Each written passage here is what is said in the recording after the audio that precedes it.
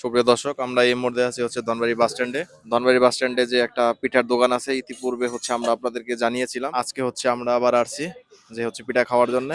আপনারা দেখেন এই জায়গায় কি সুন্দর সুন্দর পিঠা পাওয়া যায়।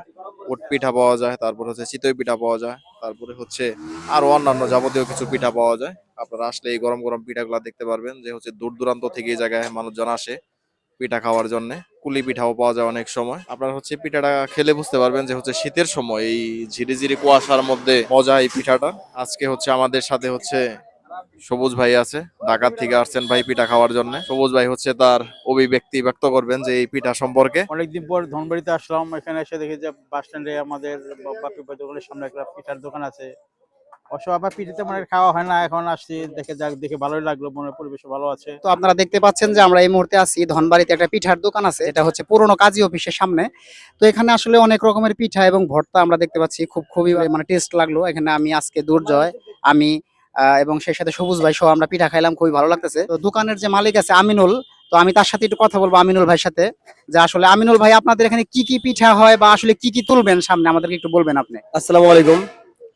ধন্যবাদ জানাই আগে আমাদের বাবু ভাই সাথে আছে দুর্জয় ভাই, আপনারা আসছেন, অনেক খুশি হয়েছি। আমি চিন্তা ভাবনা করলাম যে আমি নতুন কিছু করব। অনেকেই তো অনেক কিছু করে, আমি চিন্তা ভাবনা করছি নতুন কিছু করব, কি করা যায়। পরে ভাবলাম যে ধনবাড়িতে ব্যতিক্রমী কিছু করি, পিঠার আয়োজন করলাম। আমি এখন মোটামুটি ভালোই সারা পাইতেছি। আপনাদের জন্য রাখছি উট পিঠা, আমাদের মুড়া পিঠা বলে, যেটা দইলা পিঠা বলে। তারপরে রাখছি আপনার চিতো পিঠা রাখছি। তারপরে রাখছি আপনার ডিম চিতো, কি কি ভর্তা আছে?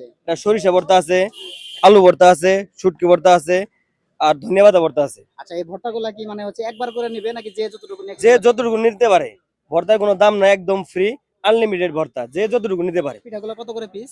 10 টাকা, মানে 10 টাকা দিয়ে যে যে যে যতটুকু যে যতটুকু নিতে পারে। এখানে কি আছে? ডিম। এখানে ডিম সিদ্ধ আছে, হাঁসের ডিম, দেশি, ওটা চিতই পিঠা হচ্ছে, আর ওগুলো হচ্ছে তেল পিঠা না? ওগুলো চিতই পিঠার জন্য।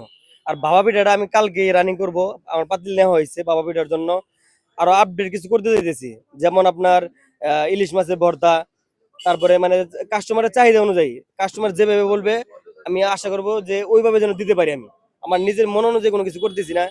তারপর আমাদের দুধের পিঠা থাকবে, আপনারা আসবেন, মুখরোচক সব খাবার পাবেন। ঠিক আছে, ধন্যবাদ। আপনারা শুনতে পাচ্ছিলেন যে আসলে আমিনুল ভাই আমাদেরকে বলতেছে যে এখানে সবাই আসবেন, আসলে উনি সুন্দর করে পিঠা বানায় খাওয়াবে আপনাদেরকে। উট পিঠা আছে, তারপর চিতই পিঠা, বিভিন্ন রকমের পিঠা, সামনে মনে হয় দুধের পিঠাও তুলবে। আমরা একটু সবুজ ভাইয়ের কাছে জিজ্ঞেস করবো যে ভাইরা আসলে কেমন লাগলো পিঠাকে। এখানে পিঠে খেলাম, খুব ভালো লাগলো, অনেকদিন ধরে খাওয়া হয় না। তারপরে মোটামুটি আমিনুল ভাইয়ের পিঠাটা ভালো লাগলো। এটা হলো আমাদের কাজী মার্কেটের সামনে bus stand, Dhanbari bus stand.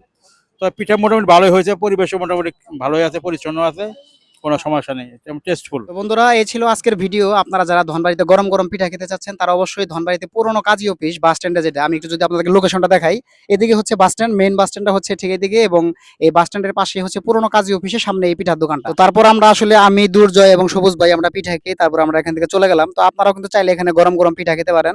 তো আজকের মতো বিদায় নিচ্ছি, দেখা হচ্ছে পরবর্তী ভিডিওতে। ততদিন সবাই ভালো থাকবেন, সেই কামনা বিদায় নিচ্ছি। আল্লাহ হাফেজ।